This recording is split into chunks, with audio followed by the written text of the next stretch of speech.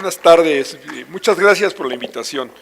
Yo voy a tratar de comentar básicamente el tema relativo a las ciudades y en particular este tema de la reconstrucción. Quiero señalar que un poco la idea como yo lo he observado tiene que ver con un planteamiento cercano a veces a una idea de la biología que se llama la resiliencia. Entonces, todos conocemos y podemos observar cómo hay organismos, comunidades bióticas que resisten y sobreviven a efectos adversos, ¿no? Ustedes pueden observar en algunas zonas, inclusive desérticas o zonas que han tenido algún impacto, cómo al cabo del tiempo puede resurgir la naturaleza, los animales. A esto le llamamos resiliencia. Entonces, en el caso de las ciudades, a mí me permite o me ha permitido entender una parte importante de cómo las ciudades, que son una construcción social, histórica, que reflejan mucho el desarrollo, el progreso de los países de la humanidad, han ido enfrentando una serie de fenómenos y ahora hablamos de resiliencia y por otra parte hablamos del término vulnerabilidad. Entonces, yo voy a tratar de explicar un poquito esto y al final tal vez reflexionar sobre qué pasa con la reconstrucción y qué tipo de reconstrucción es posible y además también decirlo, la Ciudad de México tiene una amplia experiencia en lo que es capacidad para sobrevivir y reponerse de efectos adversos. El sismo del 85 nos dio un buen ejemplo, es un hecho histórico, reconocido internacionalmente, que la ciudad pudo recuperarse en un contexto difícil. En los 80, ya lo dijo el doctor Víctor, teníamos una crisis económica muy seria y un espacio donde se observaba esta crisis fue la Ciudad de México, pero también tuvimos un evento sísmico que también colapsó a la ciudad. Entonces, podríamos decir que la Ciudad de México ha tenido una gran experiencia en su capacidad para volverse a levantar, ¿no? Esto que le llamaron la insurrección de la sociedad civil, el que los jóvenes de aquel tiempo estuviéramos ayudando y tratando de rehabilitar nuestra ciudad fue importante. Pero eso dio pauta a un fenómeno que fue también importante, el cambio, la lucha por la democracia en el 88, de ahí para acá, ¿no? Tuvimos una serie de fenómenos. Entonces, yo voy a arrancar con esta idea de la vulnerabilidad de las ciudades. Miren, en términos mundiales, se estima que hay un 80% de riesgo de las ciudades en el ámbito de los terremotos. Es decir, las características de las ciudades, la forma en que están las aglomeraciones, nos hacen que las ciudades siempre estén frente a un riesgo. Ese riesgo está más o menos estimado en un 80%.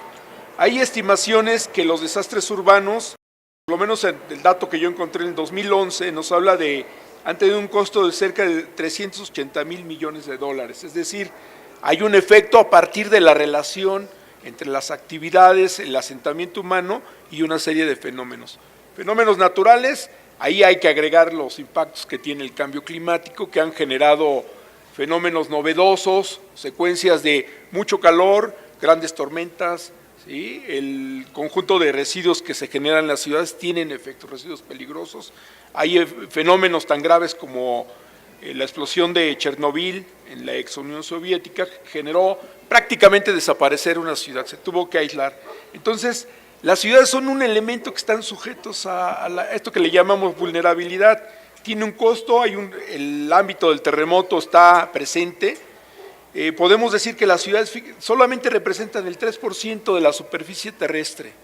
Es decir, que en un espacio pequeño, el 3% viven por lo menos el 50% de las personas. Estamos hablando de 3.500 millones de personas, ¿sí? Entonces, ahí en las ciudades, mucho de lo que vivimos, de lo que pasa, sucede en la ciudad, tanto en términos de crecimiento económico como consumo de alimentos, utilización de energía. Tengo el dato, por ejemplo, el consumo de energía total a nivel mundial en las ciudades es entre el 60 y 80%. ¿Eso qué implica? Que el 75% de gases de efecto invernadero, esto que está provocando el cambio climático, también se generan en las ciudades. el 50% de la riqueza se genera en las ciudades. Entonces, mucho del futuro de la humanidad se va a resolver en las ciudades. ¿Qué tipo de ciudades? ¿Cómo vivimos? ¿Cómo se genera la riqueza? Las ciudades son, decía yo, un ámbito sustantivo del progreso, ¿no? Se considera que, en términos generales, el futuro de la sustentabilidad, que es un tema importante, se va a resolver en las ciudades. Aquí en México ya somos totalmente un país urbano, 7 de cada 10 personas vivimos en un ámbito urbano. Hay 3 grandes centros urbanos que son la Ciudad de México, Guadalajara y Monterrey. Esto es un proceso histórico, se inició en el siglo pasado. Prácticamente la Ciudad de México se mantiene como un centro económico, financiero y político a nivel nacional. Se genera entre el 25 y 30% de la riqueza. Aquí están los poderes de la Unión. Y bueno, evidentemente la ciudad tiene grandes ventajas, pero también tiene riesgos. Cuando hablamos de riesgos, hablamos de una presencia de alguna gente que va a perturbar esta estabilidad relativa que tienen las ciudades. Pueden ser como resultado de una actividad natural o de las actividades mismas que realiza la humanidad.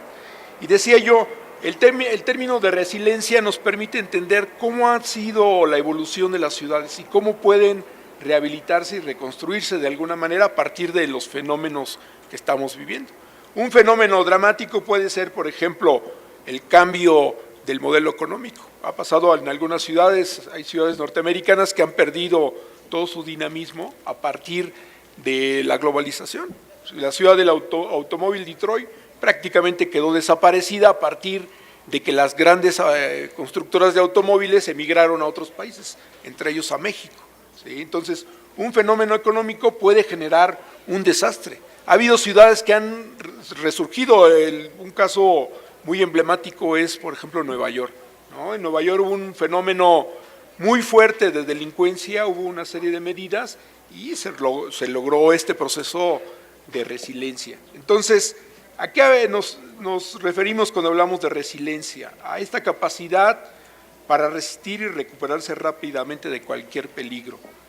Y esto es algo que las ciudades pueden desarrollar a partir de una serie de condiciones institucionales y sociales que es importante tomar en cuenta.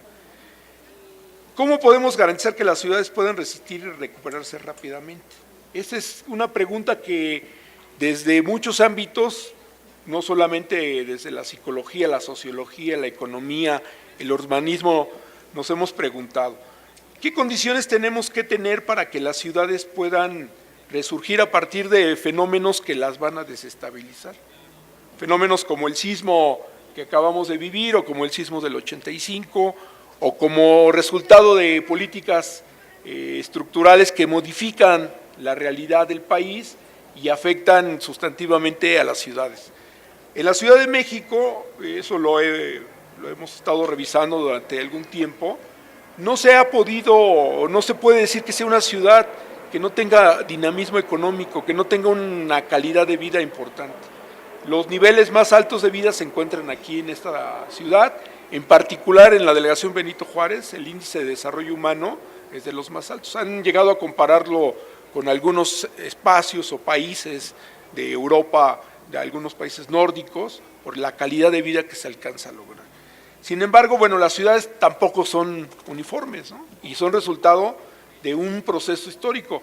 Nuestra ciudad ha pasado por un proceso de fue después, en este periodo que mencionaba Víctor, le llamamos de sustitución de importaciones. Aquí se concentró la actividad industrial. Sin embargo, en los 80s, prácticamente la actividad industrial, acuérdense lo que existía en Vallejo, todo esto se ha ido reconfigurando. Ahora somos una ciudad básicamente de servicios, estamos en un proceso de transformación. ¿Sí? Inclusive, si ustedes observan nuestra composición de edades, también se ha ido modificando. Estamos entrando en una tasa de crecimiento menos del 1% de la población. Quiere decir que en algún tiempo, en unos 20 años, vamos a ser una población mayoritariamente de adultos maduros y adultos mayores. ¿Sí? Ese es el futuro. Y el futuro también tiene que ver con la forma en que en la ciudad se dan las actividades económicas, las actividades de servicios, y una parte importante tiene que ver con las actividades el uso del espacio, del suelo que tenemos. La ciudad tiene, estamos hablando cerca de 8.5 millones de habitantes, hay una distribución no proporcional, las ciudades centrales tienen un número de población relativamente menor, las delegaciones con más alta concentración son Gustavo Amadero y Iztapalapa, y se concentra casi la mitad de la población. Estamos hablando de dos espacios extremos, el norte y el oriente. Quiere decir que la ciudad tiene una diversidad de calidad de vida y una diversidad en la forma en que ha sido construida. También tenemos una historia, que eso tenemos que tenerlo presente en cualquier proceso, para hablar de resiliencia y de reconstrucción. Tenemos una historia desde su fundación que ha sido una modificación sustantiva del espacio ambiental. Hay que recordar que esto era un lago, ¿no? Entonces sobre el lago se fue construyendo, se hicieron los islotes, se hicieron las calzadas, vinieron los españoles y modificaron esto, se secaron los lagos, los ríos, y se transformó la vida de la ciudad. La ciudad no tuvo una población muy grande hasta después del proceso de industrialización. Es prácticamente donde empezó a crecer. Hablamos de un espacio metropolitano, las 16 delegaciones, más el ámbito de los municipios conurbados. Somos un sistema que funciona donde una parte importante de la población vive en los municipios conurbados y trabaja en algunas delegaciones centrales, ¿no? Entonces eso implica, recuérdense, hay un promedio de entre 1 hora y media y 2 horas de viaje de una parte importante de la población que trabaja y estudia en la ciudad. Entonces esos son efectos que vivimos cotidianamente. Nuestra calidad de vida está influenciada por eso. Y hay otro tema, el tema del espacio, de la tierra, ¿no? ¿En qué se utiliza? Pues una parte sustantiva para la vivienda y otra para los negocios, ¿sí? Las vías públicas, la forma en que se mueven las personas, las mercancías, se hace un conjunto de actividades. Eso es la manera en que la ciudad ha funcionado. Cuando se presenta un evento como el sismo, hablamos de un evento que va a modificar una ruta y una trayectoria que venía teniendo la ciudad. ¿Cuál era la ruta de la Ciudad de México? Es una ruta donde se sigue ubicando en el ámbito de los servicios, sigue teniendo una gran importancia. En términos metropolitanos estamos hablando de cerca de casi 15 millones, 16 millones de habitantes. En términos de producción de riqueza, casi 1/3 como zona metropolitana. Y bueno, es un espacio fundamental. ¿Qué tenemos que hacer para el tema de yo le llamo la reconstrucción, pero considerando esta idea de la resiliencia? O sea, la ciudad tiene que sobrevivir y va a sobrevivir porque esa es una vocación que tiene. Mucho del futuro del país también está vinculado con las ciudades y con la Ciudad de México. ¿Hacia dónde podríamos pensar en una reconstrucción recuperando esta idea de resiliencia? ¿Qué nos dice la experiencia internacional? La experiencia internacional nos dice que para poder garantizar y formalizar y darle vida a la ciudad en términos de viabilidad en el tiempo, no solamente para enfrentar este tipo de fenómenos de carácter sismológico, sino algunos otros, como puede ser también el desastre económico, el desastre social, tiene que haber una serie de características. Y al final yo voy a comentar cómo vemos la propuesta del gobierno de la ciudad relativa a esta posibilidad de reconstrucción. Miren, un tema sustantivo es que hay que reconocer riesgos y hay que minimizarlos. Para esto es muy importante que el trabajo gubernamental tenga una vinculación con las universidades y los espacios de investigación. Ponemos el caso del Atlas de Riesgo. Este Atlas apenas fue dado a conocer y eso no implicó minimizar riesgos. Al contrario, el que la información estuviera oculta o que no se diera a conocer, pues permitió la construcción en zonas que tienen alto riesgo. Y bueno, yo creo que hay tecnología y la tecnología tiene un costo. No quiere decir que no se puede construir, pero hay que acercar la tecnología que corresponda y eso seguramente tendrá un costo adicional. Entonces, son aspectos que tenemos que tomar en cuenta. Entonces, se requiere minimizar los riesgos, pero a partir de una investigación del trabajo interdisciplinario. Aquí tenemos que trabajar en diferentes ámbitos, ¿sí? Entonces, no es correcto ni conveniente que que un tema como el Atlas de riesgo quede oculto, ¿no? Sea información reservada. Eso tiene que ser información pública para que todos tengamos conciencia en dónde estamos viviendo, ¿no? ¿Qué pasa en nuestra manzana, en nuestra unidad territorial, en nuestra delegación? Y esto tiene que ser totalmente científico. Aquí tiene que haber mucha responsabilidad. Entonces, ese es un primer tema. El otro se refiere a gobierno incluyente, competente y responsable. Es decir, un gobierno que nos convoque, que nos sume a las decisiones, que nos permita hacer propuestas, pero que también las haga válidas, ¿no? Presupuestos participativos. Y ahora veamos qué propuestas están generando en términos de la reconstrucción. Parecería que es un problema individual, ¿no? Se me cayó mi casa y yo lo tengo que resolver, ¿no? Casi es, ¿no? Resuélvelo tú, si eres sujeto de crédito, te voy a dar un crédito en vez del 13, te voy a dar el 9% de tasa de interés, ¿no? Pero me tienes que demostrar que lo puedes pagar. Entonces, aquí no estamos viendo una visión de un gobierno incluyente, competente y responsable, ¿no? El gobierno tiene que hacerse cargo de un proceso de reconstrucción, considerando no solamente lo que se cayó, sino lo que viene, ¿no? Porque estos fenómenos sísmicos pues son una característica de donde vivimos. Eso no lo podemos ignorar y no lo podemos minimizar, pero sí lo podemos atender con una adecuada capacidad del Estado, ¿sí? Otro tema, autoridades y población deben de comprender sus amenazas. Tenemos que estar conscientes de dónde estamos viviendo y de lo que pasa, ¿sí? No podemos olvidar el sismo del 85, pero tampoco podemos olvidar este sismo. Fueron diferentes, ¿no? Diferentes epicentros, diferentes resultados. Y nuestra experiencia nos tiene que llevar a tener capacidad para comprender estas amenazas. ¿Qué fue lo que falló? En 85 prácticamente el gobierno desapareció. Ahora no podríamos decir que desapareció, pero está siendo muy limitado en sus propuestas para la reconstrucción. ¿Qué quiere decir?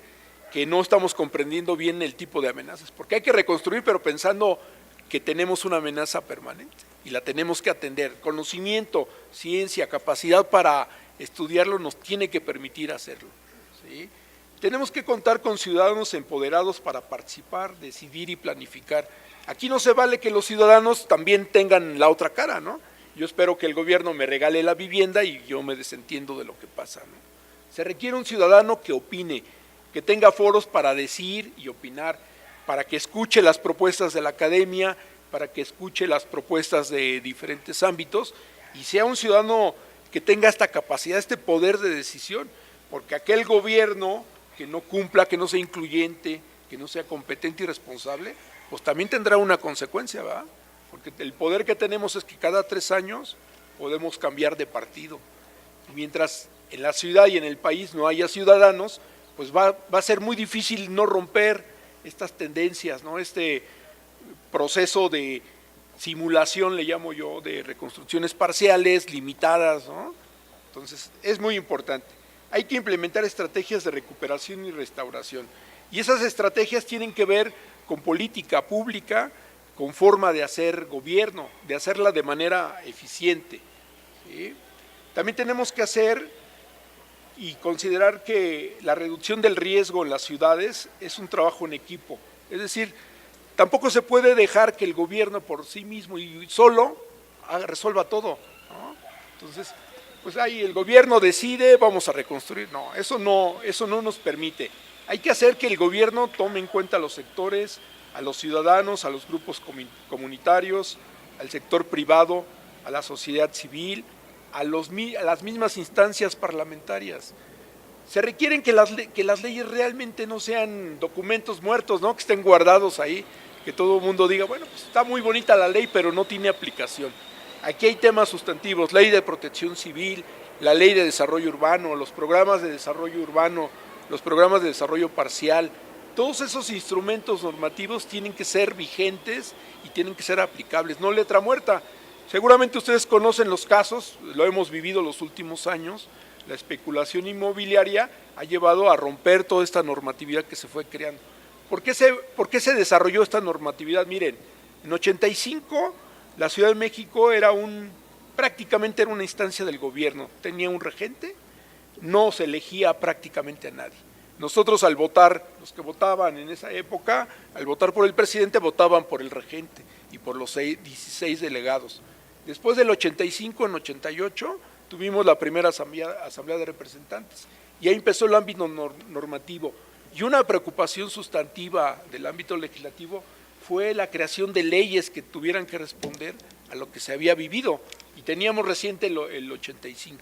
97 empezamos, se eligió el primer jefe de gobierno, en 2000 empezamos a elegir jefes delegacionales, ahora a elegir de alguna manera unos comités tipo cabildos para las delegaciones. Seguimos teniendo serios problemas porque no somos un Estado, ¿no?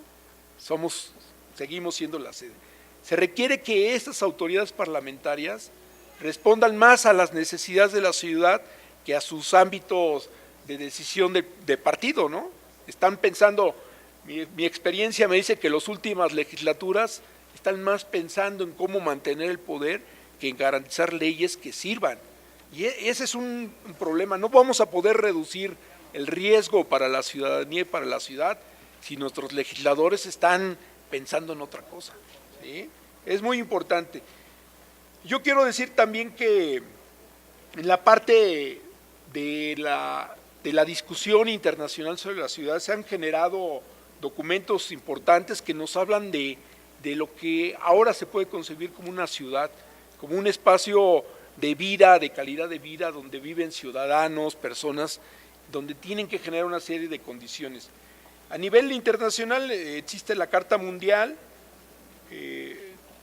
por Derecho a la Ciudad, es una carta que se promovió en 2003. En la Ciudad de México hay una Carta al Derecho a la Ciudad que se firmó, la firmó Marcelo Ebrard y otras autoridades, el presidente de la Comisión de Derechos Humanos, etcétera, donde habla de un conjunto de indicaciones y de propuestas para que la ciudad siguiera funcionando. Parece que ya se les olvidó lo que se firmó, ¿sí? Creo que hay que recuperar estas ideas. Les voy a leer, por lo menos me parece, aquí hay el artículo 1, se llama el derecho a la ciudad. Les voy a leer tres o cuatro articulitos para que ustedes vean de qué estamos hablando. Y tiene que ver con este proceso de reconstrucción. Miren, artículo 1, derecho a la ciudad. Yo creo que todos estaríamos de acuerdo con esto. Todas las personas tienen derecho a la ciudad sin discriminación de género, edad, condiciones de salud, ingresos, nacionalidad, etnia, condición migratoria, orientación política, religiosa o sexual, así como a preservar la memoria y la identidad cultural en conformidad con los principios y normas que establece esta carta. Ese es el derecho a la ciudad. Todos tenemos derecho a una ciudad con estas características. Dice, función social de la sociedad y la propiedad urbana. Es un tema sustantivo ahora. 2.1. Como fin principal, la ciudad debe ejercer una función social, garantizando a todos sus habitantes el usufructo pleno de los recursos que la misma ciudad ofrece. No se vale privatizar lo que es público. Es decir, debe asumir la realización de proyectos e inversiones en beneficio de la comunidad urbana en su conjunto, dentro de criterios de equidad distributiva, complementariedad económica, respeto a la cultura y sustentabilidad ecológica, para garantizar el bienestar de todos y todas los y las habitantes en armonía con la naturaleza para hoy y para las futuras generaciones. Y sobre la especulación inmobiliaria, que ahora es más que evidente, la especulación inmobiliaria llevó a construir fuera de la norma, a violentar los reglamentos de construcción, a no pensar en garantizar los servicios básicos, a aglomerar. Hay una idea que ha estado trabajándose durante mucho tiempo que se llama la ciudad compacta, ¿no? Amontonamos, juntamos todo y entonces es aparentemente mejor, ¿no? En vez de extender la ciudad como se hizo como zona metropolitana, aglutinamos todo en la ciudad central. Claro, eso nos lleva a problemas. En una zona sísmica hay que garantizar criterios normativos que nos permitan hacer frente a los problemas como los sismos, ¿sí? Pero ¿qué pasa con este mercado inmobiliario? Pues es un negocio que si el Estado, el gobierno local no regula, pues se va a convertir en un gran negocio. Y en esto la Carta Mundial de la Ciudad, del Derecho a la Ciudad, fíjense lo que dice. 2.5, Las ciudades deben inhibir la especulación inmobiliaria mediante la adopción de normas urbanas para una justa distribución de las cargas y los beneficios generados por el proceso de urbanización y la adecuación de los instrumentos de política económica, tributaria y financiera y de los gastos públicos a los objetivos del desarrollo urbano, equitativo y sustentable. Las rentas extraordinarias, plusvalías, generadas por la inversión pública. Cuando el gobierno se hace cargo de una vía, construye un parque, está generándole una plusvalía extraordinaria al agente inmobiliario. Esto le da un plus. Ustedes compren un departamento cerca de un parque, tiene un mayor valor que aquel que está cerca de un basurero, ¿no? Esas son plusvalías extraordinarias. Generadas por la inversión pública, actualmente capturadas por empresas inmobiliarias y particulares, deben gestionarse en favor de programas sociales que garanticen el derecho a la vivienda y una vivienda digna a los sectores que habitan en condiciones precarias y en situación de riesgo. ¿Qué quiere decir? Hay mucho trabajado sobre la resiliencia, la reconstrucción de las ciudades, el derecho a la ciudad. ¿Qué nos hace falta? ¿Por qué ahora vemos esta propuesta de reconstrucción y muchos decimos que es una propuesta limitada? Pues porque no se están tomando en cuenta estas consideraciones, porque no se está tomando en cuenta a las personas, a las comunidades. Decía yo, parecería que es un problema personal, ¿no? Es un problema de la ciudad, es un problema del gobierno, pero también es un problema de los ciudadanos. ¿Y cómo se va a reconstruir? Es el futuro inmediato, porque la ciudad tiene que reconstruirse, pero para mejorar, para estar en mejores condiciones de enfrentar el riesgo, para fortalecer su capacidad de resiliencia, ¿sí? Si esta reconstrucción, tal como la está planteando el gobierno federal en alianza con el gobierno local, pues le está entregando prácticamente en bandeja de plata a los especuladores inmobiliarios la posibilidad de reconstrucción, y entonces la reconstrucción va a servir para seguir generando ganancias, plusvalías, y no para mejorar la calidad de vida de las personas, y tampoco tenemos garantía de que esta reconstrucción se apegue a criterios que nos permitan reducir esto que yo he llamado el riesgo, ¿no? Entonces, me parece que ese es el tema. ¿Qué se puede hacer frente a esto? Bueno, pues tenemos los mecanismos de participación ciudadana, que parecería que después del temblor, todo lo que se planteó en la ley de participación ciudadana se olvidó. Hay mecanismos para hacer plebiscitos, hay mecanismos para hacer referéndum, hay consulta pública, hay muchos instrumentos que ya están plasmados. La Ciudad de México ha avanzado, es una ciudad de avanzada, diríamos, ¿no?, en derechos. Pero ¿qué pasa? Parecería que el gobierno de la ciudad está como pasmado, ¿no? Un poco como le pasó al regente de aquella época del 85. El regente apareció como al mes allá en una gira con Miguel de la Madrid, ¿no? Todavía están ahí las grabaciones. La gente había salido a reconstruir su ciudad y ahora parecería que el tema es la coordinación gobierno local y federal, ¿no? Le entregamos, es un modelo que han utilizado para lo que ellos le llamaron la promoción de vivienda. Vean todo lo que se construyó alrededor de la Ciudad de México, a través de Infonavit, Foviste, inmobiliarias, alianzas, ¿no?, para la entrega de vivienda, que prácticamente hay, recuerdo que son 35,000 viviendas abandonadas, por la gente después de la crisis del 2006-2007, cuando subieron las tasas de interés, abandonó ese conjunto de viviendas. Ese es el modelo que el gobierno federal ha utilizado. ¿Cuál es el modelo que utilizó el gobierno de la ciudad? Sobre todo a partir de esta última administración, pues una alianza con los especuladores inmobiliarios, una alianza que implicó la construcción en zonas con alto riesgo, que pues no se tomaron en cuenta las medidas. El fondo que se cuenta prácticamente es un fondo que se va a entregar a partir de un conjunto de instrumentos financieros que no nos garantizan una reconstrucción seria, permanente, que piense en la ciudad y en las personas que habitan acá en la ciudad. Ese tal vez sea la crítica más fuerte y el peligro más grande que tiene la ciudad. Una reconstrucción individual, aislada, ¿no?, donde el tema sea personal, cuando el tema es de garantizar que la ciudad se recupere de este impacto, pero se recupere en mejores condiciones, ¿no? Una de las experiencias más importantes de la resiliencia es eso. Si ustedes observan en un fenómeno biológico, en muchas ocasiones la resiliencia implica un mejoramiento, ¿no?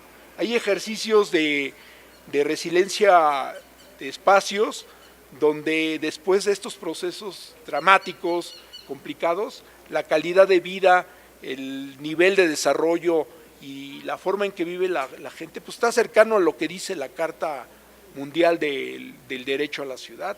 Entonces, ese es el peligro que tenemos en estos momentos, enfrentarnos a una política de un gobierno que no escucha, que no oye, que tiene una idea muy alejada de lo que es la historia de la ciudad. La ciudad requiere la participación de los ciudadanos, requiere el intercambio con el área académica, con los expertos en arquitectura, en urbanismo, con los sociólogos, ¿no?, con los economistas, para encontrar mecanismos realmente que garanticen una reconstrucción, yo le llamo sustentable, resiliente, que nos permita pues poner y garantizar que nuestra ciudad va a seguir funcionando en mejores condiciones. Si tuvimos un hecho que nos sacó de una ruta de construcción de ciudad sustentable, que ahora la podemos regresar, pero en mejores condiciones, puede haber un gran aprendizaje para los ciudadanos y para el gobierno, pues diríamos, es una oportunidad para hacerlo bien, ¿no?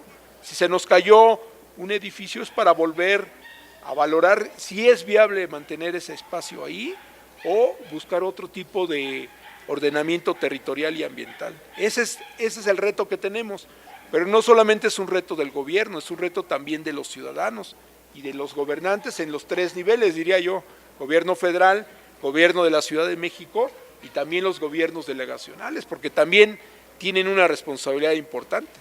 La aplicación de la normatividad en materia de reglamento de construcciones, usos del suelo, en materia urbana, le corresponde en una parte importante a las delegaciones y al gobierno de la ciudad. Y entonces, ¿qué tipo de ciudad queremos? No solamente en el largo plazo, sino ya ahorita, ¿no? ¿Qué tipo de reconstrucción? Ese es el tema. Una reconstrucción que le ayude a obtener más ganancias a este mercado inmobiliario que se ha beneficiado de este tipo de políticas, o una reconstrucción que nos garantice una ciudad con mayor capacidad para enfrentar lo que sería un evento como un sismo, ¿no? Entonces ahí nosotros tenemos, esa es la posibilidad, y bueno, corremos el riesgo de que la ciudad se quede anclada en un tema como la especulación. A lo mejor sí se hace una reconstrucción, pero va a ser una reconstrucción que no nos garantice y que no nos permita enfrentar otros fenómenos. Tenemos complicaciones como son la movilidad, el tema de la contaminación ambiental, el tema de los residuos, el tema del agua, ¿no? Y tenemos que tener conciencia de lo que ha sido nuestra ciudad, ¿no? Cómo se ha construido y cómo se tiene que seguir rehabilitando y se tiene que seguir construyendo, porque hay que renovar también nuestras viviendas, nuestra infraestructura. Las ciudades son espacios dinámicos, son sistemas que no están estáticos, entonces tenemos que ser conscientes de eso, ¿sí? Sería mi participación. Gracias. Agradecemos aquí a los compañeros que ya han hecho un esfuerzo muy grande durante varios años para estar organizando estos eventos en los cuales se problematiza y discute no solo sobre la problemática que atañe al país, sino de lo que ocurre en el mundo. Han tratado temas que tienen que ver con cuestiones de tipo filosófico, religioso, etcétera. Entonces, es bueno tener este tipo de círculos de reflexión donde podamos participar, y máxime ahora como el tema que nos trae a nosotros, el cual nos hizo un favor de invitarnos, que tiene que ver con el problema que recientemente todos acabamos de vivir y todos de una manera u otra lo resentimos o hemos salido afectados respecto al mismo, ¿no? Y esta sesión del día de hoy, donde vamos a hablar de la reconstrucción nacional y de la reconstrucción en particular de la Ciudad de México, es importante que lo abordemos en esa perspectiva, porque no nada más debemos de abocarnos a reflexionar sobre lo que está pasando en la ciudad, sobre lo que ocurrió, sobre los problemas que vive, sobre las distintas dificultades que se está atravesando para que se pueda llevar a cabo esto, sino que tenemos que verlo como un problema más general. Es decir, tenemos que verlo como un problema que repercute en el ámbito nacional, en los ámbitos económico, político, social, cultural, etcétera. En ese sentido, la charla va a estar dividida, digamos que en dos partes. Yo voy a hacer una serie de referencias a la cuestión nacional, que es lo que está pasando en la economía mexicana, y el compañero Alfonso Vargas nos va a hablar sobre la reconstrucción, lo relativo a las inmobiliarias, los nuevos negocios que se están desatando con todo eso, y de esa manera trataremos de cubrir este espectro para el que hemos sido invitados.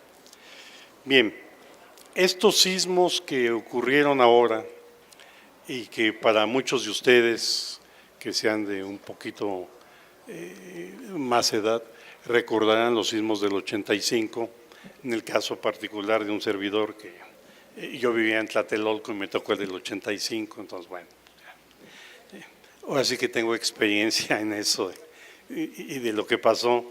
Es algo que repercutió y afectó en primera instancia a las entrañas de la tierra de nuestro México, ¿no? Pero también en la conciencia de todos los mexicanos. Y eso nos debe de llevar a pensar en las posibilidades y viabilidades de lo que podemos o debemos hacer. Ha sido evidente que la autoridad, tanto federal como la autoridad de la ciudad, han sido rebasadas en estos procesos, ¿no? No han podido ellos con un problema de esta naturaleza. Ha habido por ahí algunos analistas que hacen la valoración de que sí se pudo responder en algunas cosas con cierta rapidez, pero en otras no tanto, ¿sí? Y que quizás en el 85 sí se pudo hacer con un poco de más posibilidad y de más viabilidad para poder resolver algunos de esos problemas que se presentaron. Todo esto es importante porque además, como si no fuera suficiente del terremoto físico y humano que hemos vivido en estos meses, pues nos viene el otro terremoto sacudida, como la queramos ver, para el próximo año, ¿no? En la elección del 2018, sobre todo la elección presidencial, qué es lo que vamos a hacer y cuál van a ser las posturas que nosotros vamos a asumir. Bueno, me voy a referir entonces en primera instancia a tres elementos centrales que nos pueden dar una orientación de cómo se encuentra un país en primera instancia. Tiene que ver con el crecimiento del Producto Interno Bruto por habitante, el famoso PIB per cápita, o sea, cómo hemos crecido, cuánto del pastel teóricamente nos toca a cada uno, la distribución del ingreso, cómo ha sido esa distribución del ingreso y el grado de dependencia económica que tiene nuestro país. Verlo de esta manera es importante porque a nosotros nos pueden estar diciendo, como lo vemos todos los días, que está creciendo el país, que se crean 1 millón o 1.200.000 empleos al año, etcétera. Aunque sean salarios raquíticos o aunque sean empleos de mentiritas que duran poquito tiempo y que después ya la gente sale. Entonces, ese ha sido ahí un problema. Si vemos nosotros eso y la gente que se incorpora por la edad cada año al mercado laboral no está siendo suficiente, entonces aunque Peña Nieto nos diga y se autocalifique como un presidente creador de empleos, vemos que eso no es totalmente cierto. Para aquellos que sí nos tocó vivir y crecer con esto, en México hubo un periodo de crecimiento, yo siempre digo, en donde trabajo y doy clase, así como China ha crecido 10% o 7% anual, México ya tuvo un periodo chino, de alguna manera, el periodo del desarrollo estabilizador, que más o menos va de los años, algunos lo ven del año 50, 1950, al año 80 del siglo pasado, otros lo ven del 60 al 81, etcétera. Bueno, la tasa promedio anual con que creció el país, o sea, el producto,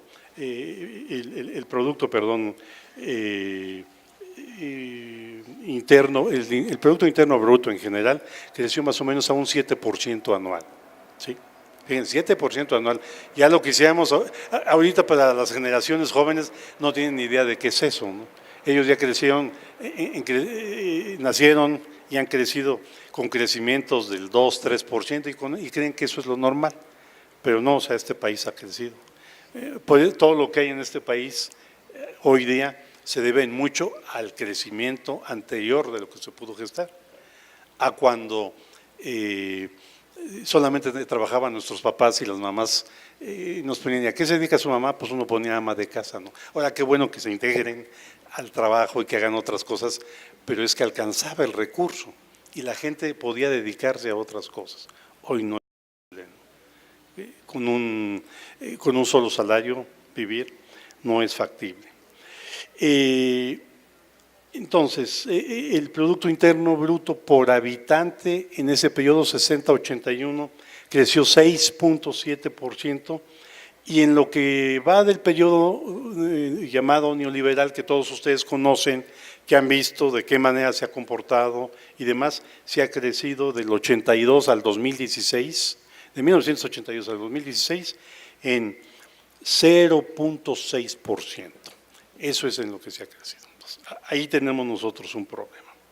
Si nosotros quisiéramos ver esto de una manera un poco más detallada y lo viéramos a partir de los niveles de explotación que existen en el país, basándonos un poco en lo que sería la teoría marxista en el ámbito de la economía, nosotros veríamos que en algunas ramas productivas es excesivamente elevada la explotación hacia los trabajadores. Por ejemplo, Luz y Fuerza del Centro, que hace ya algunos años fue clausurada y todo lo que ustedes quieran desaparecida, ellos generaban alrededor entre 12 y 14 pesos por cada peso que le pagaban a sus trabajadores. ¿Sí? Decían que eran improductivos, que no hacían nada. No, sí se trabajaba y se hacía. Los trabajadores de Petróleos Mexicanos generan entre 80 y 90 pesos por cada peso que se les paga. Y todos decimos, es que en Pemex son salarios muy bien pagados. ¿Y qué? O sea, solo falta que querramos que todos seamos pobres, ¿no? O sea, si se les paga bien y demás, qué bueno. Pero en otras áreas de la economía, igual, en todo lo que es la industria de manufactura, el promedio es más o menos de 30 a 35 pesos que sacan de excedente los empresarios para ello por cada peso que le pagan al trabajador. Entonces, es importante tener esos elementos porque es lo que estamos viendo.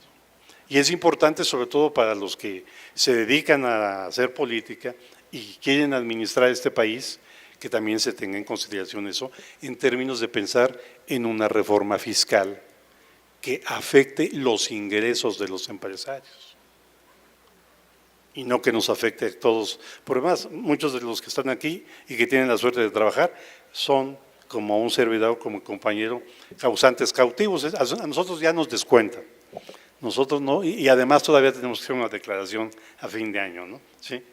No, los empresarios, ellos todavía tienen la posibilidad hasta de meter deducibles, ¿no? Entonces, yo siempre digo que tengo dos amigos Carlos que son buena onda conmigo. Uno que no me escucha porque ya está muerto, pero que yo lo leo con muchas ganas, que sería Carlos Marx, y el otro que sería Carlitos Slim, pero que ese tampoco me escucha porque no me toma la llamada, ¿no?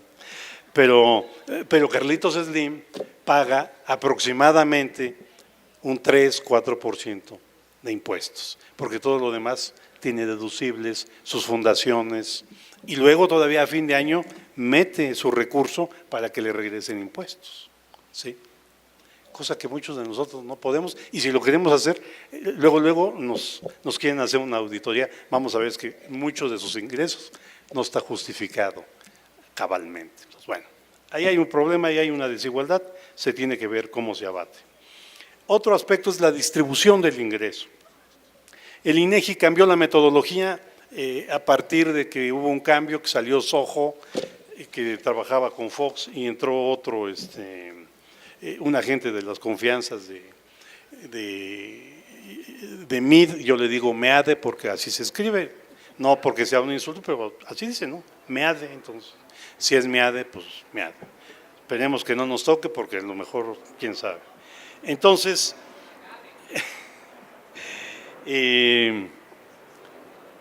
cambiamos la metodología y aún así cambiando la metodología, el 30% de la población más pobre se queda con el 8% del ingreso nacional, mientras que el 20% de la población más rica se quedó con el 52% del ingreso nacional. Ahí hay un problema, ahí hay un problema de desigualdad. A ese tipo de desigualdades al que nos estamos refiriendo cuando hablamos de que existe desigualdad y de que existe un crecimiento desigual. En el otro ámbito sería la dependencia económica. Es evidente que nuestra dependencia económica con los Estados Unidos es muy grande, ¿sí? Con todo y la discusión y rediscusión sobre el Tratado de Libre Comercio con América del Norte, ahorita particularmente con Trump y su gente. Bueno, el 74% de nuestras exportaciones va a Estados Unidos, pero solo el 13% de las exportaciones de Estados Unidos vienen a nuestro país. Y con una adicional, ellos protegen su mercado, nosotros no. En el ámbito agropecuario, y por ahí, por cierto, traemos algunos libros de un servidor que tratan de distintos temas. Ya vamos a ver ahorita, algunos quizás se los podamos obsequiar, otros estarían a la venta, pero sería al final. Estados Unidos no abrió, con el Tratado de Libre Comercio desde 1994, no abrió sus fronteras totalmente, solo abrió el 25% de sus productos y nosotros tenemos abierto casi el 90%. Por eso casi de cada tortilla que comemos, el 50% es de maíz de procedencia extranjera, particularmente norteamericana. ¿Sí? Entonces, ahí tenemos nosotros un problema. ¿Por qué ocurre eso? Estados Unidos tiene una cosa que se llama la Farm Bill, es decir, es su ley de desarrollo agropecuario. Esa ley la hacen ellos cada 2 años. Y lo que hacen con esa Farm Bill es proteger a sus productores y asegurarles que haya un precio soporte en los productos como maíz, frijol, trigo, arroz, etcétera. Lo que antes aquí había en Conasupo, algunos se acordarán. Entonces, se aseguraba un precio mínimo, un precio de garantía a los productores. Entonces, no importaba si se encarecía de más o si bajaba mucho el precio, se le garantizaba ese precio al productor. Hoy no, sí. Pero Estados Unidos sí lo hace y le mete mucha lana a eso para proteger a su agricultura. Nosotros no lo hacemos y por eso tenemos los problemas que tenemos actualmente. Bien, este es un aspecto en cuanto a las exportaciones y otro aspecto tiene que ver con el endeudamiento externo. Esto sí es una cosa así como que da terror. México viene creciendo a una tasa de entre 1.5 y 2.2% al año aproximadamente, ¿no? Pero mientras que nosotros crecemos a ese nivel, la deuda externa del país crece anualmente al 22%, ¿sí? Más o menos, 10 veces más. Nosotros crecemos al 2%, la deuda externa al 22%. Y la deuda pública representa el 52% del Producto Interno Bruto, ¿sí? O sea que de cada cosa que producimos, la mitad, pues ya la debemos, ¿no? ¿Sí? Porque estamos endeudados tanto externa como internamente, porque hay una deuda interna que es importante con los bancos. Los bancos iba a decir nacional, no, son los bancos que están en México pero que son extranjeros, ¿no? Entonces, que quede claro. Ahora, todo esto ¿por qué ocurre? Ocurre porque el país y los gobernantes se han empeñado en seguir lo que los economistas conocemos como las tesis neoclásicas de la economía neoclásica en la variante neoliberal, que es la que nosotros vemos, en donde todo se le deja al funcionamiento del libre mercado. Y entonces esto, a través de los ajustes que se han hecho, de las reformas que no se las debo platicar, aquí las han tratado mucho, reforma energética, reforma laboral, reforma a la salud, ya viene la reforma ya más clara hacia las pensiones, o sea, esta reformitis de la que trae el gobierno federal y en general, y en particular casi la mayoría de los estados de la República, se encuentran ahí y esto se viene dando desde el año de 1982. Estamos metidos nosotros en esa lógica. Entonces, ahí tenemos nosotros un problema porque tenemos problema en nuestro endeudamiento, en nuestro comercio exterior, en nuestro mercado interno, que no es suficiente.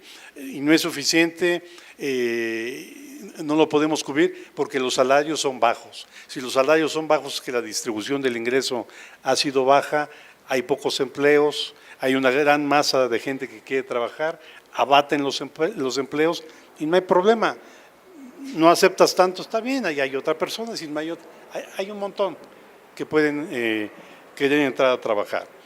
Se han privatizado las empresas públicas, están ya las bases dadas para ciertos elementos de privatización de la industria eléctrica y se ha permitido la liberalización comercial que tiene que ver con el comercio exterior y la liberalización financiera que tiene que ver con el flujo de capitales que viene del extranjero a nuestro país. Por lo tanto, nuestra economía ha sido incapaz de generar riqueza, de repartirla mejor, ha aumentado la pobreza de una manera lacerante, ha aumentado la delincuencia, por eso también aumenta la delincuencia, pues yo creo, siempre dicen la delincuencia organizada, pero son dos, ¿no? La organizada y la no organizada, o sea, las dos están trabajando y todas están haciendo su agosto en esto, ¿no? Entonces, es importante que a todo esto le demos una vuelta y tenemos una oportunidad fundamental el año que entra para tratar de ver qué se puede hacer, pero no crean que tampoco es tan fácil, o sea, puede llegar quienes ustedes quieran, alguien bueno, el mismo Andrés Manuel López Obrador puede llegar a la presidencia de la República y no se pueden hacer grandes modificaciones porque hay muchas cosas que están firmadas y que jurídicamente hablando están ahí, entonces se tiene que trabajar mucho y tejer muy fino para modificar esas cuestiones.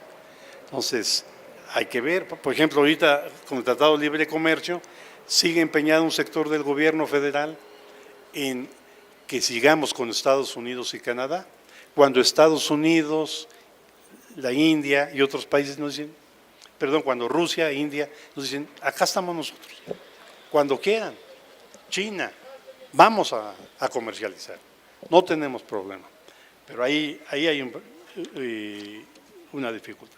Entonces, tendremos que ver. Algunas sugerencias que nosotros hacemos para poder modificar en algo parte de estas cuestiones es establecer un pacto social nuevo para que todos los sectores de la economía participen, se expanda productivamente la economía y logremos autosuficiencia en muchos ámbitos, particularmente en el ámbito alimentario y en el ámbito energético. No puede ser eso que nos decían a muchos cuando éramos niños, México es el cuerno de la abundancia, sigue siendo en muchas cosas y podemos aprovecharlo. Tenemos la capacidad de generar muchos recursos y de ser autosuficientes. Sin embargo, no lo hemos hecho, entonces podemos darle prioridad a esto. Debemos de planear de una manera de largo plazo, a unos 20 años, planear nuestra economía para que podamos lograr autosuficiencia en varios renglones, lograr altos niveles de desarrollo y descentralizar algunas actividades. Es importante que esto no se puede hacer, es evidente, sin la conjunción de la iniciativa privada y del Estado. Entonces, se tiene que buscar ahí también un pacto económico con ellos donde se pueda trabajar adecuadamente y articular este tipo de actividades, ¿sí?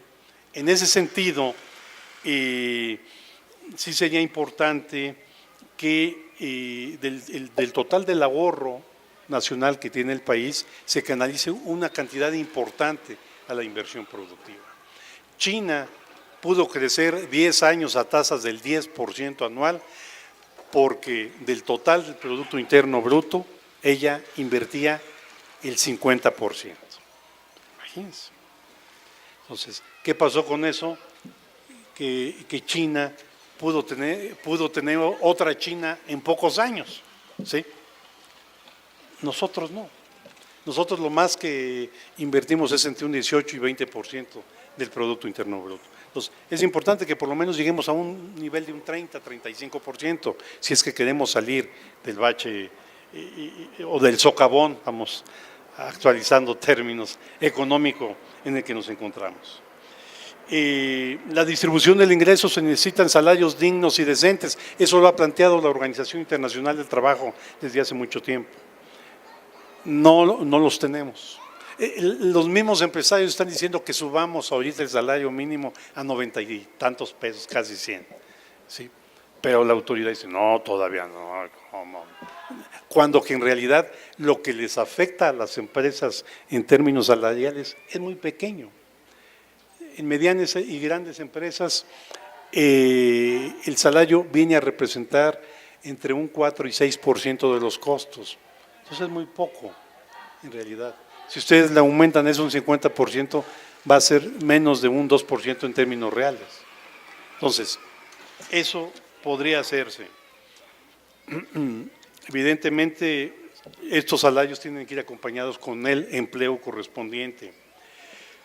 En el ámbito de la educación no nos basta nada más con que se diga, es que ya cumplimos con que la gente tiene nivel de primaria y secundaria. No, debemos de aspirar a tener preparatoria, a tener nivel superior, apoyos para la gente que esté estudiando este nivel y darle un fuerte sostén y recursos económicos al desarrollo de ciencia y tecnología. Seguimos todavía, en los que trabajamos en las universidades, taloneando, ya nada más nos falta salir a talonear en sentido real a la calle, ¿verdad? A muchos pues, no nos llamarían, a lo mejor nos darían por compasión, pero a otros tal vez sí les darían, porque el desarrollo tecnológico sigue en ciernes, lo tenemos ahí en pañales en algunas instancias, y las que más logran cierto desarrollo tecnológico a nivel de universidades son las instancias élite, cuando en todo el país debería de haber esas instancias élite. Las empresas transnacionales sí le meten dinero al desarrollo tecnológico. Y ahí se vienen cambios acelerados, ustedes los ven. Los que no nacimos, somos hijos de las computadoras, ¿cómo se llama? Pues medio le entendemos algo. Los compañeros como que está aquí adelante, otros que están por allá atrás, gente joven, pues ellos sí están con eso, ¿no? Nacieron con eso, desde la primaria se los están enseñando. Qué bueno. Y a partir de eso se viene una serie de cambios bastante profundos a nivel del desarrollo industrial, del desarrollo comercial, de los servicios, en el ámbito del desarrollo agropecuario. En Estados Unidos ustedes van, en las grandes granjas, la gente opera con 3, 4 trabajadores, ¿no? Porque todo se hace a través de computadora, ¿no? La selección del alimento, todo sale, ¿sí? Entonces, esto es importante dedicarle ahí recurso a esto. El servicio médico de alta calidad, o sea, aquí si les digo, alguien que alce la mano, no que le vaya mal, sino que le vaya bien en el Seguro Social o en el ISSSTE, pues las alzarían todos, por eso no se los pido. Pero todos siempre tenemos ese gran problema, ¿no? Estamos enfermos de algo Y a lo mejor ese algo que tenemos se va a convertir en un problema serio. Y cuando ya yo vaya, que me mandaron con el especialista, resulta que el problema serio ya lo tengo. Y resulta que ya tengo cáncer en fase casi terminal. Y pues gracias por haber venido, pero aquí está el Seguro Social apoyándolos a ustedes y el ISSSTE también. Ahí tenemos que ver cómo eso se tiene que resolver y no trabajar de esa manera. Ocurre eso y tenemos cientos de médicos desempleados. Entonces, ¿qué pasa? O en provincia, que no hay, que la gente no tiene acceso a eso y que muchas se mueren de los mismos problemas que nos morimos nosotros, nada más que no lo saben. No, pues se murió. Ah, está bien. Qué bueno. Los niños, ¿no? Que luego nacen y se mueren rápido así. ¿Por qué? Porque su madre estaba desnutrida, tenía problemas de distinta naturaleza, etcétera. Ahí viene a repercutir ese problema. El abatimiento de los salarios a nuestros representantes populares, ya saben ustedes cuáles, diputados, senadores, asambleístas, esa nueva élite de la Suprema Corte de Justicia que ganan bien, pues ahí habría que hacerle recorte, yo no sé si del 50 o más por ciento, porque yo además no sé para qué quieren tanto dinero, pero bueno, vamos. Sí, pueden comprender para qué quieren, pero ahí lo tienen, ¿no? Mientras que el país tiene muchas necesidades de diversa naturaleza. Ahora, si dijéramos, tenemos una serie de diputados, senadores que trabajan y producen bien, etcétera. Hace poco me mandaron por ahí un video de Suecia, donde los diputados en todos los periodos en que están trabajando, viven al ladito, hacia un lado, hagan de cuenta que aquí está la Cámara de Diputados, el Congreso, y ahí enfrente están sus casas, que son de 20, 30 metros cuadrados. Ahí viven, no necesitan más, ahí comen, ahí usan el servicio de lavado, ellos se planchan, ¿sí? Suecia, ¿sí? Claro, van a decir, bueno, pero es que Suecia es Suecia, nosotros, viva México, pues no, ¿sí? Entonces, habría que buscar esto ahí. Tendremos que ver qué hacer con la banca. Los niveles de ganancia que tiene la banca son espeluznantes. Y tendríamos que ver la posibilidad de trabajar de manera diferente esta relación con la banca. Volverla a nacionalizar sería así, digamos que lo deseable, pero quizás no es posible ni tenemos condiciones. Ahí tenemos que ver entre lo deseable y lo posible. Entonces, ¿qué es factible y qué no es factible? Apoyar a la micro, pequeña y mediana industria. Para que ustedes tengan una idea, en México existen alrededor de 4.5 millones de unidades económicas. O sea, empresas chicas, pequeñas, medianas, grandes. Y solamente 1,000 empresas controlan y generan el 80% del Producto Interno Bruto. 1,000 contra 4.999,000, etcétera. No, sí. Entonces, hay que ver qué se puede hacer con eso. Evidentemente, la gente que tiene sus pequeños changarros, sus pequeños negocios, ahí está, vive de eso, ha vivido incluso a veces por generaciones. Tenemos que ver qué tipo de apoyo se puede hacer para esto, ¿no? El Estado tiene que participar cada vez más en todo este tipo de actividades, cosa que lo hemos dejado de hacer. Ustedes recordarán, hasta antes de los años 80, la participación del Estado era muy importante. Luego ya todo eso se le llamó populismo, no sirve para nada, nos llevó a la crisis, no sé qué. Pues sí, pero hubo un periodo de tiempo en que la gente vivía mejor y en que muchos tuvimos acceso a escuela, educación, etcétera, por ese tipo de políticas que se desarrollaban en aquel entonces. Hoy día es más complicado, ¿sí? Entonces, tenemos que valorar ahí. Todo este problema, del cual yo no soy especialista, aquí el compañero él sí es, si le da tiempo a ver si trata algo de eso, del deterioro ambiental, de la optimización del uso del agua, etc. Eso tenemos que tomarlo en consideración. Vean el cielo que tenemos. O sea, no está así porque ya venga el invierno, ¿no? Está así por la contaminación. ¿Sí? Yo trabajo, un servidor trabaja en la Universidad Autónoma de Chapingo, allá en Texcoco. Yo siempre que llego allá me paso un rato viendo el cielo, porque hasta me lastima, ¿no? De tan azul que está, en serio, o sea, es otra cosa. El aire es otra cosa y está cerca. Con todo y que llegan los polvos del vaso de Texcoco, ¿no? Llegan, pero es otra cuestión, es otro nivel de forma de vida ahí. Entonces, ahí se tiene que ver, yo recuerdo que Berto Castillo en su momento hizo una propuesta y todos dijeron que estaba medio loco, de hacer unos hoyos, claro, bien hecho, ahí en el Ajusco y otros, o sea, con tal de que se hiciera una especie pues de que corriera el aire, así lo entiendo yo, ¿no? No le hicieron caso, ¿no?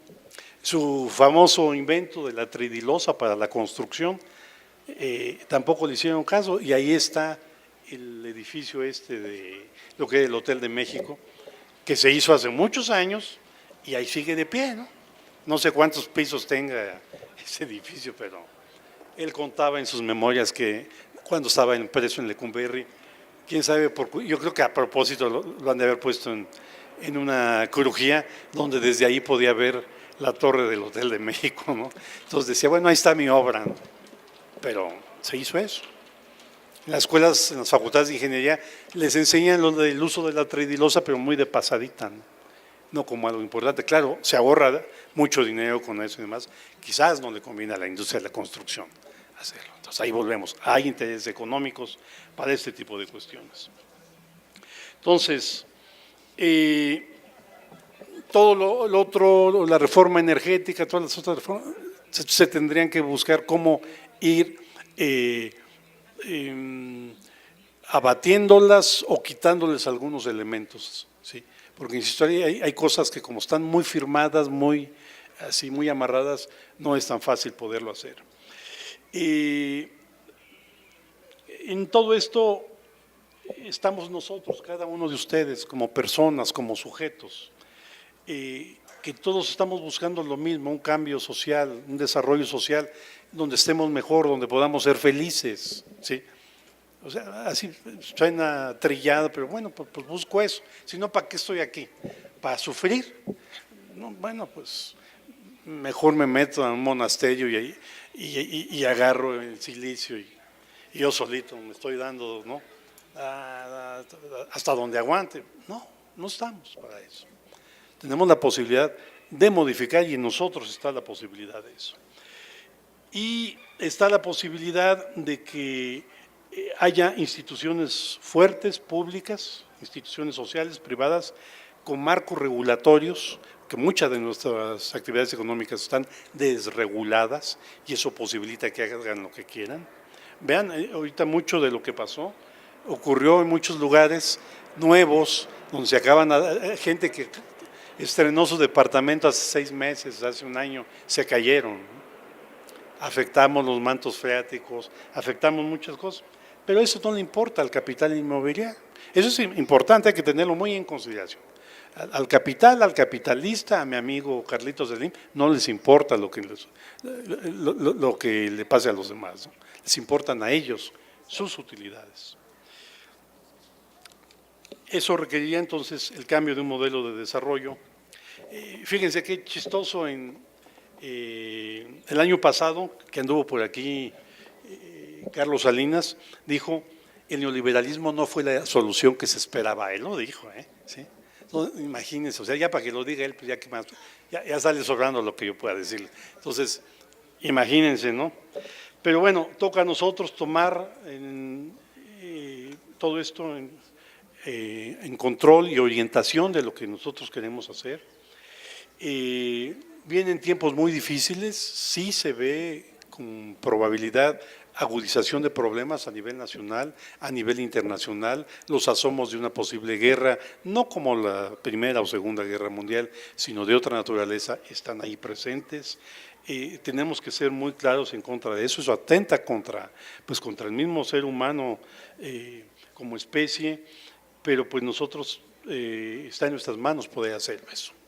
En el calendario nuevo, hace unos días, y en el calendario viejo que usaba los rusos, lo que fue la Unión Soviética, pero entonces era Rusia, el 7 de noviembre de 1917 se cumple ahora un siglo de la Revolución Rusa, ¿no? La primera revolución socialista que hizo cosas, que intentó y que entre el 89 y el 90 se vino abajo por distintos problemas. Pero es importante esa gesta revolucionaria, así como la nuestra del 10-17 en noviembre, el 20 de noviembre. Y en esa revolución se buscó hacer y crear una sociedad diferente. Se pudo demostrar que, al menos durante una buena parte de años, una sociedad y varias sociedades pudieron vivir bajo relaciones no capitalistas, donde las personas más cuidadas eran los niños y los ancianos, donde no había pobreza, donde se podía vivir mejor, etcétera. Se pudo hacer, insisto, eso no ocurrió. Ojalá aquí el círculo pudiera hacer una reflexión, todavía estamos a tiempo, sobre los 100 años de la Revolución Rusa, me parece que es pertinente. Pues así como los rusos tomaron esa determinación, claro, hicieron una revolución social a fuego y tomaron lo que para nosotros es el Palacio Nacional, para ellos es el Palacio de Invierno, lo tomaron, tuvieron que matar a N número de gente, porque así es. Cuando el odio de clase, que a veces ya hemos perdido, y hasta buscamos la amistad con Carlos Slim, cuando el odio de clase se pierde, sí, pocas cosas podemos hacer, ¿no? Entonces, es necesario esto, que lo tomemos en consideración, que podemos tenerlo en cuenta y que busquemos cómo desarrollar algunas cosas que nos puedan llevar a modificar cosas. Siempre decimos, no sé si sería ya por mi edad, pero siempre decimos, no para nuestros hijos y para nuestros nietos, no, para ahorita, ¿sí?